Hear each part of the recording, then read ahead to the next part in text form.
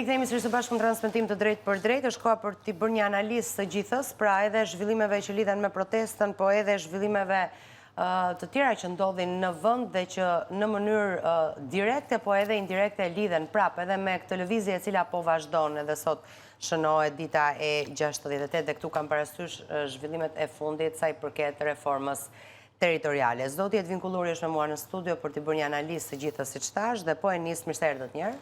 Kënaqësi të dëgjoj gjithmonë. Po e nis me protestën dhe me këtë qendresë qytetare që sot shënon ditën e 68. Pra, si e lexoni ju këtë val proteste që nis në Tiranë, po zhvendoset tashmë edhe në qytete të tjera të Shqipërisë e lidhur me zhvillimet territoriales? Një gjë është e sigurt që në të 15 bashkitë në cilat po zhvillohen dhe protesta ndërkohë për të kundërshtuar hartën e re territoriale, sepse kjo nuk është reformë. Në fakt është një reformë, po është kundër reformë, le të themi, me atë që është bërë në vitin 2000-2001 me miratimin e ligjit për organizimin dhe funksionimin e qeverisë vendore. Është e sigurt që kjo valë protestash nuk ka lidhje as me Iranin, as me rivalet turistik Shqipërisë, dhe as një nga marrëzierat që ka përdorur si argument kryeministri dhe ata pak tellall që i kanë mbetur kundër protestave 65 ditore. Pra, tani u shtua edhe një arsye tjetër. Ajo që kemi thënë në këtë protestë ka grupe dhe individ që kanë të gjithë arsyet e veta për të bërë bashkë në shesh. Tani janë shtuar dhe 15 sheshe tjera, që në fakt është një shesh i madh, sepse besoj që nga data 12, 13, 14 edhe protestuesit e bashkive do derdhen në Tiranë për të kundërshtuar në mënyrë demonstrative zhbërjen e qeverisjes lokale në këto 15 bashki, zhbërjen e një sistemi thellësisht demokratik me një qeverisje vendore autonome, siç kërkon Karta e Autonomisë Vendore të Këshillit të Evropës, siç kërkon rajonalizimi i Bashkimit Evropian. Ju dini që BE-ja ka një instrument shumë fort për rajonalizimin, sepse ata për të kompensuar, po themi, mbivendosjen e Bashkimit Evropian mbi qeveritë e shteteve, e kompensojnë duke rritur subvencionet dhe fuqizimin e rajoneve dhe bashkive. E kuptoj. Kurse ne bëjmë kundërta. Pra, ne kemi një kryeministër që citon në mbledhjen e fundit Tocqueville-in me citate, siç e japin gati, se besoj se kryeministri më shumë se 7 fjali nga një autor nuk lexon dot më shumë, ndërkohë që është Tocqueville dhe atë po lexoja Ola, ku më prezantove në studio, pikërisht që është njeriu që e zbuloi Amerikën demokratike në fillim të 1800-s, që u mrekullua nga qeverisja lokale nga komunitetet e pavarura që jetonin në demokraci dhe në liri maksimale.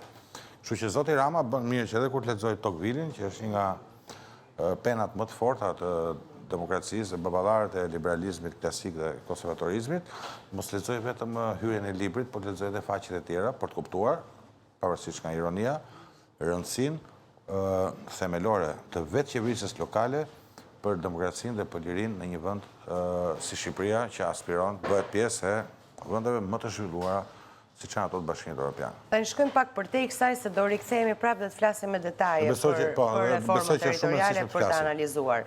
Mbetemi pak tek protesta dhe tek kërkesa për dorëheqjen e Edi Ramës, një kërkesë që kulmon, pra është mbi të gjithë kërkesat e tjera që vijojnë më poshtë. A mendoni ju, zoti Kulluri, se kjo kërkesë ka potencialin të krijojë një krizë politike reale? Kërkesa apo dorëheqja, zoti Rama? Kërkesa për dorëheqjen e tij. Kërkesa nuk krijon krizë politike, kërkesa kërkon që ta nxjerrë vendin nga kriza politike për cilën kemi vite që flasim dhe bashkë. Vendi është në krizë politike për shkak të keqeverisjes dhe për shkak të daljes nga shinave dhe të dialektikës demokratike, ku duhet të ketë gjithmonë një majorancë, një opozitë që të rivalizojnë se kush do qeverisi më mirë vendin për shkak të garës. Kjo është thelbi i një demokracie liberale. Këtu janë prishur rregullat e lojës, kemi një opozitë që e ka nxjerrë veten jashtë sistemit. Nuk është konkurruese që nga viti 2017, nuk reflekton, nuk përfaqëson asnjë model qeverisje më të mirë se rilindja. Kemi rilindje që për këtë shkak dhe për shkak të këtij pazari të shkruar apo të pashkruar, të thënë apo të pa thënë me njëri tjetrin. Kjo nuk ka pikërësi. Kur përdorim fjalën pazar, flasim që është prishur rivaliteti, është prishur gara, është prishur lodra demokratike në vend. Pra mekanizmi demokratik. Dhe një majorancë që për shkak të kësaj opozite që ka dalë komplet nga funksioni vet, i ka dhënë kësaj majorancë një hov represiv në kuptimin jo diktatorial, sepse nuk duhet ta teprojmë me termat, por me tendenca të qarta autokratike, që do thotë që një person, një autokrat vendos çfarë do qefi ati në këtë vend, gjë për cilën folëm e fundit që reforma territoriale, por shumë veprime tjera të kësaj qeverie. Kemi rastin e fundit aeroportin e Vlorës, për cilën s'po ma prisi asnjë dhe rrezikojmë paguajmë 200-300 milion mas 1 apo 2 vjetësh në arbitrazh. Pra, të gjitha këto fatura, të gjitha këto pasoja ku pas një sondazh sot 35% shqiptarëve nuk shkojnë në pushime. Pjesa tjetër i bëjnë ditore. Pra, kemi një polarizim ekonomik, që është dhe për shkak politik, thelbësisht. Vend pushimet janë poshtë, gjithsesi. Këtë vit turizmi është në krizë. Po shkojnë operatorët turistik të Durrësit, ankoheshin për çmimet e larta që vetë i vendosin, në për cilët qeveria i stimulon fakt në vend që ti të bëj politika për ta bërë konkurrues turizmin shqiptar. Po ky është turizmi është aspekti fundit i një ekonomie që sot bazohet jo vetëm te shërbimet, bazohet te paratë e pista, duke kthyer Shqipërinë, pse mos ta them, në një Sicili të viteve 70 apo një Kolumbi para një shteti të dështuar të Amerikës Latine të para 10, 15, 20 apo 30 vitesh. Pra, ajo që po themi është që ky polarizim, i cili mbështet politikën e qeveria në një grup të vogël njerëzish që janë përfituesit dhe peshkaqenët e mëdhenj të ekonomisë, në kurrizë të ligjit, duke shkelur ligjin, duke prishur barazinë, duke prishur meritokracinë, ka bërë jetën të padurueshme për shumicën e shqiptarëve. Dhe kur cituam revistën Monitor para një jave në sondazhin e saj online që 95% e shtresës mesme mbështet protestën, kjo është e qartë që Edi Rama nuk ka të ardhme, protesta është e vetmja palë që ka të ardhme në këtë, do ta themi, konflikt midis qeverisë dhe besoj një shumicë dërmuese të qytetarëve që dalin apo s'dalin shesh,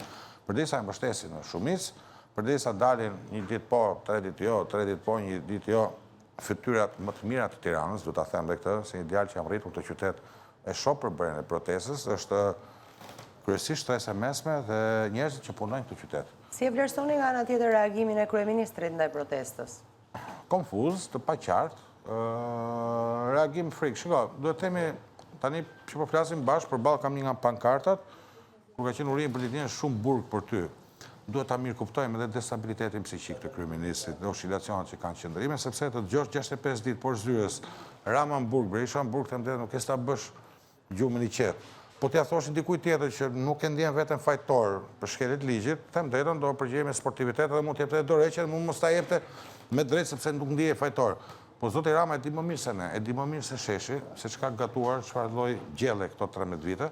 Kështu që është normale që të jetë rezistent, të jetë refuzues, të jetë agresiv, por nga ana tjetër, për shkak të personalitetit të paqëndrueshëm, besoj profilin psikologjik ta shkruajnë njohin dhe shqiptarët, të ketë ullje ngritje e tij ku diku i quan sorra, diku i quan pelikan, diku i quan flamingo, diku i quan të drejta, diku i quan të manipuluara kërkesat dhe vetë protestuesit. Po ta shikoni, zoti Rama ka një diagram shumë të paqëndrueshëm në qëndrimin ndaj kërkesës për dorëheqje ndaj protestës, që tregon që është në gjendje konfuzioni psikologjik, sepse ka përshtypjen që ai vetë është koshient që gjendja që është shkaktuar në shoqëri, që ka nxjerrë njerëz në sheshe, është një gjendje e vërtetë, është një gjendje që kërkon një zgjidhje, por që ai jo vetëm nuk e jep dot, pasi është shkaktar, por nëse ai do të pranonte zgjidhjen e dorëheqjes, zoti Rama me të drejtë besoj, është dhe vetë i bindur që do rrezikonte edhe humbjen e lirisë së tij për shkak të shumë dosjeve që janë spak, ku nuk ka më njeri naiv në Shqipëri, mos besoj që hallka e fundit e zinxhirit korrupsioni në Shqipëri ose më e larta është ai dhe askush tjetër. Mbrojtja që i bëri zonës Balluku personalisht, duke prishur të gjithë parimet për cilat na kishte folur si frymëzuesi i reformës drejtësi, iniciatori i reformës drejtësi, duke shitur Elon Velia, Ilir Beqen dhe gjithë tjerët për të mbajtur me çdo kurse në Balluku me imunitet parlamentar, tregon që është vetë zoti Rama, të paktën në 2 dosje, atë edhe akshin. Ju përteksa ju mendoni se gjithsesi ai dhe kjo qeveri po i nënvlerëson këta protestues ose pa kënaqësitë e përshfaqura për tyre? Sa po thash të kundërtën, që jo vetëm i nënvlerëson, por shumë i trembur. Dhe ka drejt jetë i trembur. Këtë sa po shpjegova, ai ka të drejtë që të ndihet i trembur dhe i kërcënuar nga protestat dhe nga kërkesa e saj për dorëheqjen e tij. Mos harrojmë gjë që kjo protestë në fakt nuk ka kërkuar për dorëheqjen e Ramës.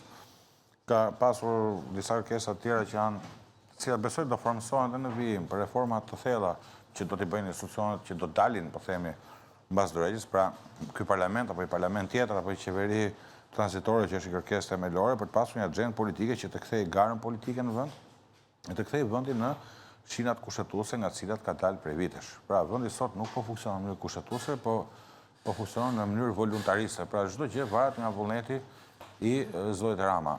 Marrim një shembull. Në Thet u prishën 70-80 shtëpi, apo sepse ishin pa leje, dakord, shumë mirë. E keni parë Bregdetin e Palasit dhe Dërmiu çfarë bëhet? Me lejet e ndërtimit të Tiranës është shkatruar ekologjikisht, vizualisht, estetikisht, ekologjikisht. Bregdeti, perla e Bregdetit shqiptar. Atje shikon një Afganistan dhe një Kandahar turistik. Pa që ndodhi me Alabari. Na dori që ta paska gënjyrë. Alabari ndërkohë është tërhequr. Apo jo? Një mbani më në fjalinet patetike zotë Rama për investitorin e madhë, që tashmë nuk na qenë ka më aji investitorin Durrës. Pyetja që kam unë është, kush qëndron të mbas Alabarit, kush e zëvendësoi Alabarin sepse projekti vazhdon, e një ta gjeblen për Zvërnecin, a ka vërtet familje kushter, a ka vërtet investitor të mdhej, a ka vërtet 4 miliard, apo janë 4 miliard euro para të pista, droge, korupcion, evazion fiskal. Gjë që kemi thënë me vite, që këtu ka një gjë që nuk shkon. Kjo e ka bërë të pajetueshme jetën e njerëzve. Po opozitën? Si e shikoni? Unë opozitën them drejt, Ola nuk e shoh fare. Përballë këtij realiteti. Jo se shoh fare. Nuk është.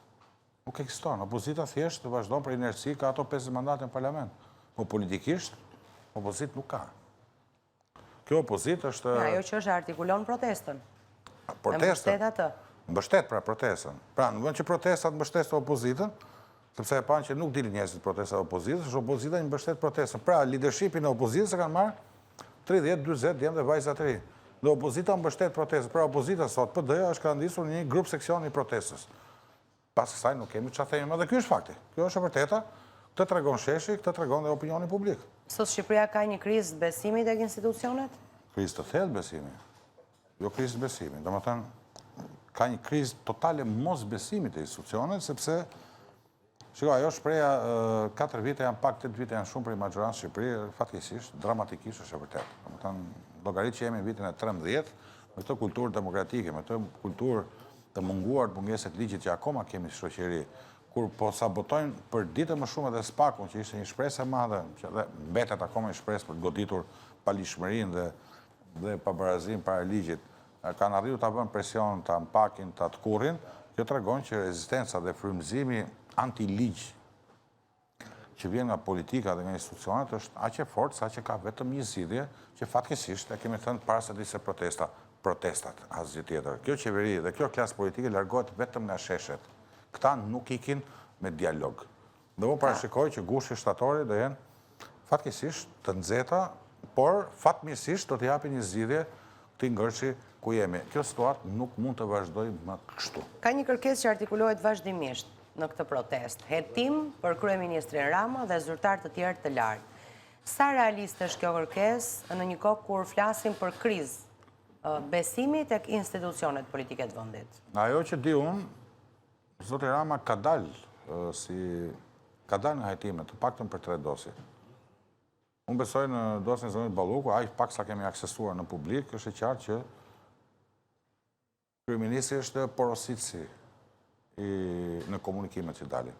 Dhe ne s'kemi parë asnjë të njimitën e dosjes. Besoj të dosja Akshit, opinioni publik ka pasur shumë pak akses. Pra, kur flas opinioni publik, ju mediat, se ne nga mediat mund të lexojmë. Besoj ka dhe dosje tjera. Në këtë sistem që ka ngritur zoti Rama, ku vetë është mbreti dhe qeverisë me disa feudal të tjerë, personal, natyrisht që çdo abuzim, flasim për ato madhoret, çdo vendimmarrje madhore, nuk ka ku të çojë tjetër përveç se kryeministri. Ose përndryshe zoti Rama është aq i paaftë sa duhet largohet vetë nga kryeministri, se është i paaftë të menaxhojë një tuf, më fal për shprehjen, horrash që pas kanë bërë kërdi në këtë vend. Ai quan njerëz se kanë ngrënë dardha, unë po i quaj sot një tuf horrash që ajo që më bënde përshtypje, që janë dhe të çmendur, që vazhdojnë akoma, do më thënë nuk e di, të kesh gjysma qeverisë në burg dhe gjysma tjetër vazhdojnë vjedh akoma. Unë këtë lloj, falë po them, race delirantësh, alucinant, në karriget e qeverisë nuk i kam parë në 114 vjet të shtetit shqiptar. Janë një band e pa precedent në qeverisën e vendit. Dhe du të themi, më falni për shprehjen dhe opinioni publik, du të themi gjërat troç siç janë. Reforma në drejtësi, të cilën e kemi analizuar dhe diskutuar shumë herë, në këtë pikë që jemi ne, a mendoni se ka arritur të krijojë një sistem të pavarur apo ende politika ndikon? në vendimarrjet e ndonjërit për institucioneve të drejtësisë. Sistemi në përgjithësi është i pavarur. Kjo nuk përjashton që qeveria të ushtrojë presion kryesisht korruptiv, sepse po ta shohim në fakt në gjithë institucionet e drejtësisë, në KLP, KLG, KLD, qeveria nuk ka instrumenta për të ndikuar. Dhe ndërkombëtarët këtë synuan me reformën e vitit 2017 që të ishin nga duart të majorancës të opozitës instrumenta për të ndikuar në ushtrimin e detyrës në përditshmërinë e vetë të sistemit të drejtësisë. Pra, ju e keni parë, edhe gara që është zhvilluar për krejun e SPAK-ut, edhe rekrutimi i PG-s dhe SPAK-ut, janë ndërtuar komisionet dhe institucionet të cilat janë jashtë, po themi, influencës së qeverisë. Po patjetër qeveria mundohet të ndikojë.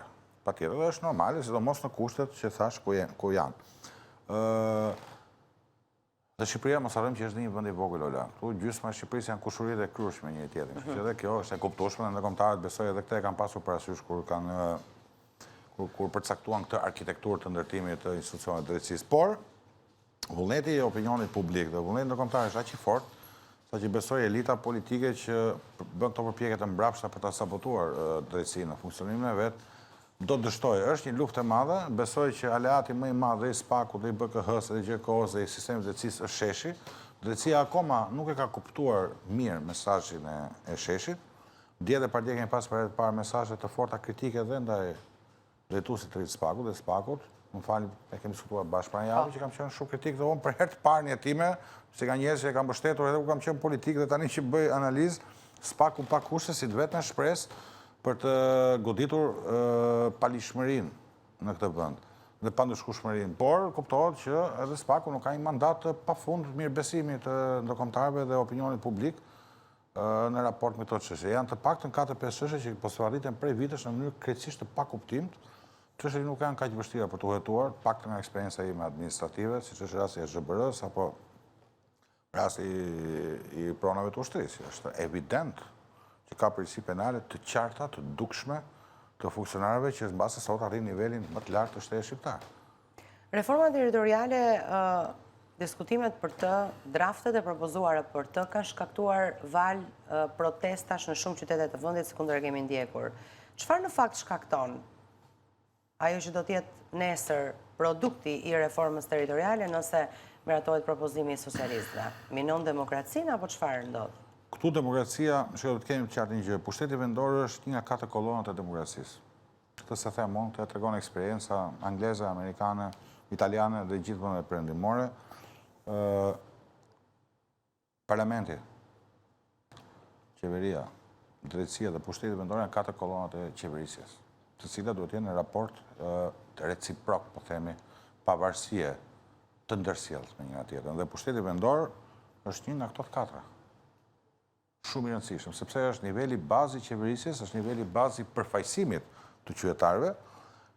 Kur është bërë reforma në vitin 2001, unë vetë kam qenë kryetari i grupit ekspertëve në Ministrinë e Pushtetit Vendor, kemi punuar ngushësisht me USAID-in dhe Këshillin e Evropës, edhe me mos gaboj me GTZ-n atko, me Komisionin Evropian, për një pushtet vendor të fortë, të decentralizuar, me kompetenca, ndaj që sa më pranë qytetarëve. I gjithë ligji për organizimin e funksionimit të pushtetit vendor është ndërtuar mbi një parim. Dha i numër komunash dhe bashkisë kanë qenë diku te 360. Parimin e subsidiaritetit, pra afrimit sa më shumë të qeverisjes tek qytetarët. Në vitin 2014 është bërë një çreformë e madhe për ta larguar qeverisjen nga qytetarët. Me këtë i kemi thënë të gjitha. Dhe kjo qeveri synon sot që në fundit në Shqipëri të drejtoj vetëm njeri. Unë besoj që po të lihet Edi Rama në pushtet edhe 4 apo 8 apo 12 vjet, në fund do kemi vetëm një bashki. Bashkinë e përgjithshme e Shqipërisë me Edi Ramën, kryetar bashkie. Ashtu si do kemi vetëm një televizion, që ju e keni provuar në kurrizin tuaj, televizionin Pink, Roz, RTV. Pra nuk do ketë më asnjë as 24, as Kan Stop Channel, do të jetë vetëm Edi Rama. Ai drejtori i përgjithshëm, speaker, do kemi vetëm një podcast. Flasim, nuk ka nevojë podcast e tjera. Edi Rama prap. Se sot parlament nuk kemi.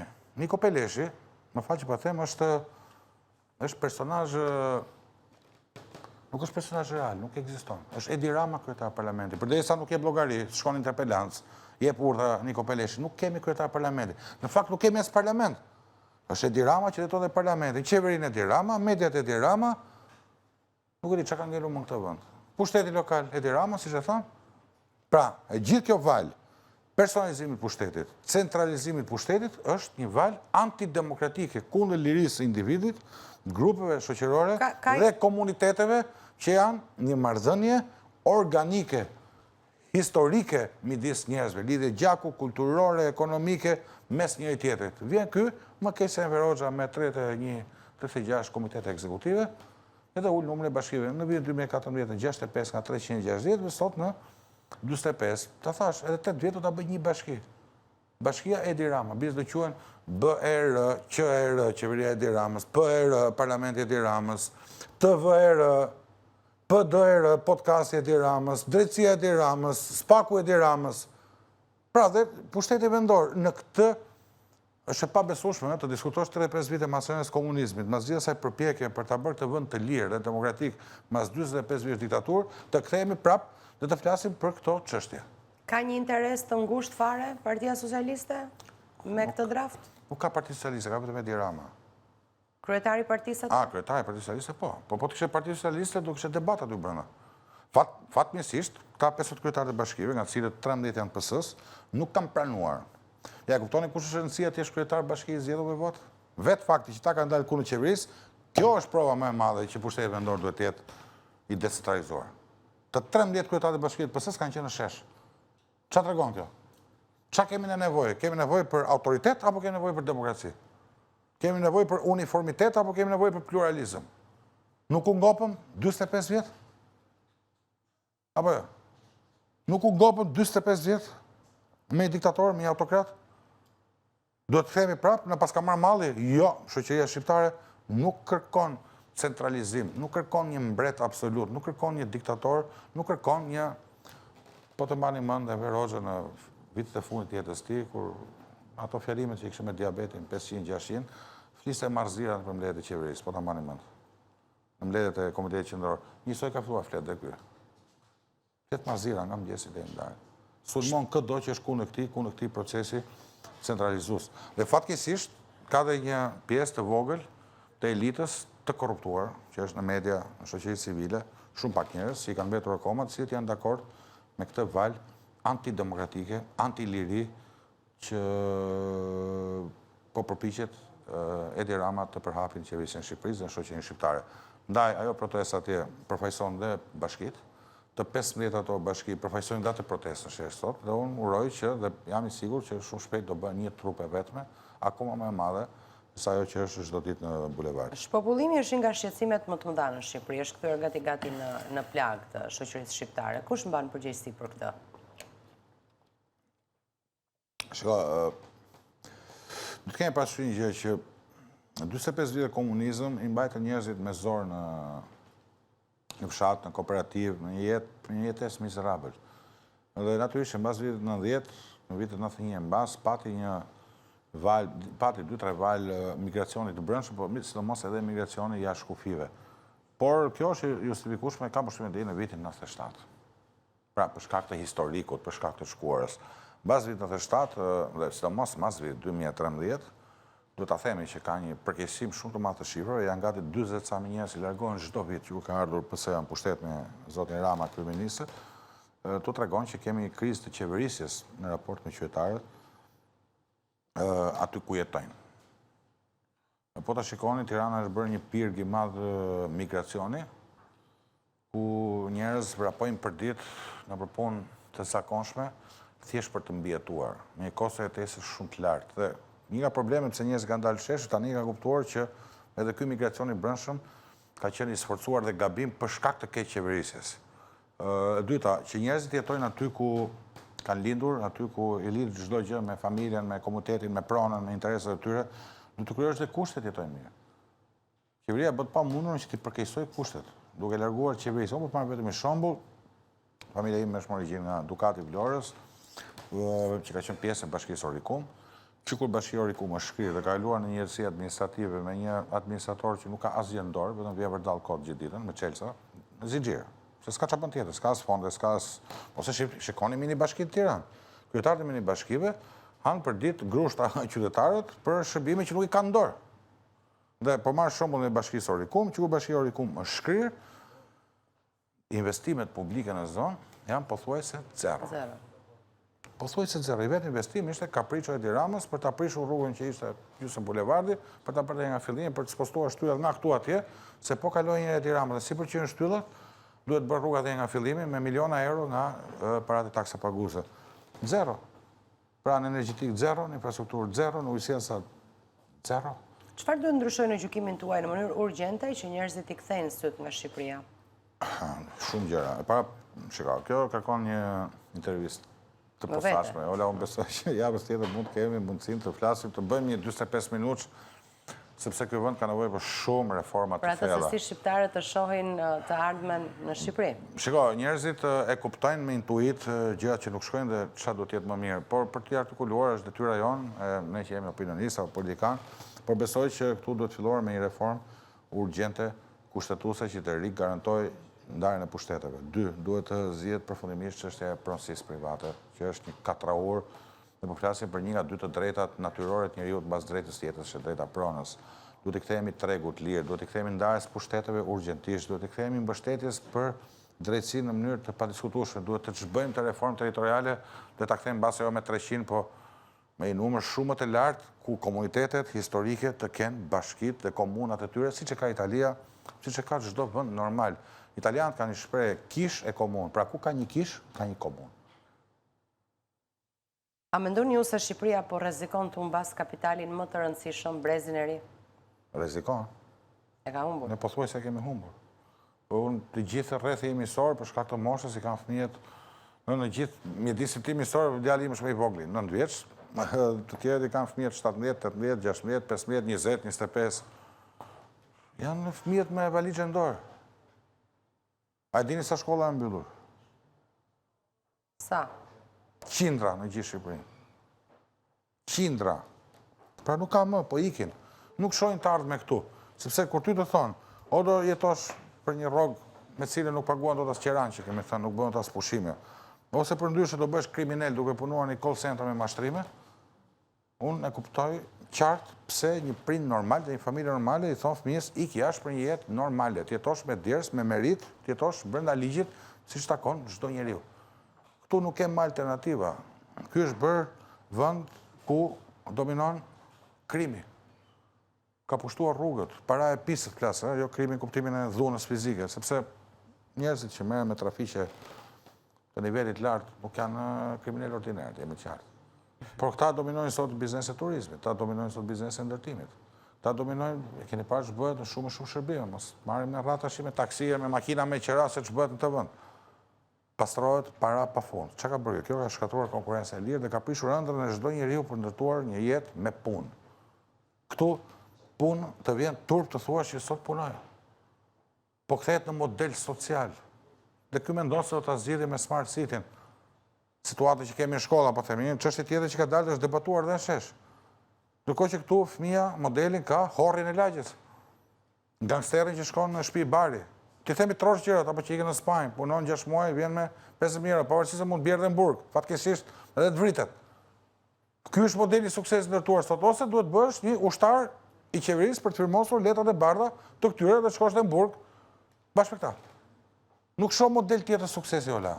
E kuptoj. Tani, ndoshta kjo është fatkeqësia e këtij vendi sot. Shqipëria pritet të ketë një ambasador të ri amerikan. Prisni që të ndryshojnë marrëdhëniet ose si shikoni marrëdhëniet mes Shqipërisë dhe Shtetet e Bashkuara të Amerikës pas ardhjes së tij në vendin tonë, sa pritet vetëm firma e presidentit amerikan. Unë marrëdhëniet e Shqipërisë me Shtetet e Bashkuara të Amerikës i shoh siç kanë parë gjithmonë. S'ka lidhje emri ambasadorit?